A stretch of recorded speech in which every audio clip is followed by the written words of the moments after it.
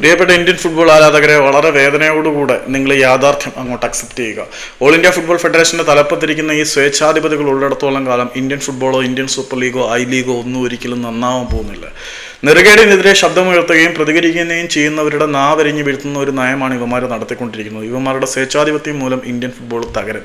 All India football ഫെഡറേഷനിലെ മേധാവികൾ തന്നിഷ്ടപ്രകാരം തങ്ങളുടെ ഇഷ്ടത്തിനനുസരിച്ച് ഷെഡ്യൂളുകളിൽ പോലും ചേഞ്ചസ് വരുത്തുകയും വിയോജനക്കുറിപ്പുകളെ അടർത്തി മാറ്റുകയും ചെയ്യുന്നതിനെതിരെ മുൻ ഇന്ത്യൻ പരിശീലകനും നിലവിൽ FCOയുടെ പരിശീലകനുമായിട്ടുള്ള മനോലോ മാർക്കസ് ശബ്ദമുയർത്തിയത് നിങ്ങളെല്ലാവരും അറിഞ്ഞിട്ടുണ്ടായിരിക്കുമല്ലോ.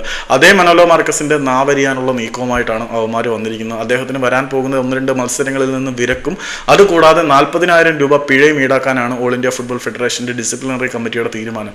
എന്ത് ഡിസിപ്ലിനറി, എന്തച്ചടക്കം. ഞാനും എൻ്റെ അപ്പനും അപ്പൻ്റെ പെങ്ങൾ സുഭദ്രയും എന്ന് പറയുന്ന പോലെ ഇവന്മാരുടെ സ്വേച്ഛാധിപത്യം കാരണം ഇന്ത്യൻ ഫുട്ബോൾ നശിച്ച് പണ്ടാരമുണങ്ങിപ്പോത്തേ ഉള്ളൂ. ഈ സ്വേച്ഛാധിപതികൾ തന്നിഷ്ടപ്രകാരം കാര്യങ്ങൾ നടത്തുകയും ഫുട്ബോളിനെ കൊലവിളിക്കുകയും ചെയ്യും. അതിനെതിരെ പ്രതിഷേധ സ്വരമുയർത്തുന്നവരെ ഇങ്ങനെ വേട്ടയാടിക്കൊണ്ടിരിക്കും. ഇവാനൊക്കെ ഒരു ഇര മാത്രമായിരുന്നു.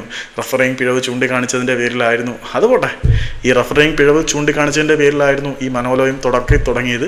പക്ഷേ അവസാനം ആളിനെ വിലക്കുകയും പിഴ ഈടാക്കുകയും ചെയ്യുന്ന അവസ്ഥയിലേക്ക് എത്തിച്ചു.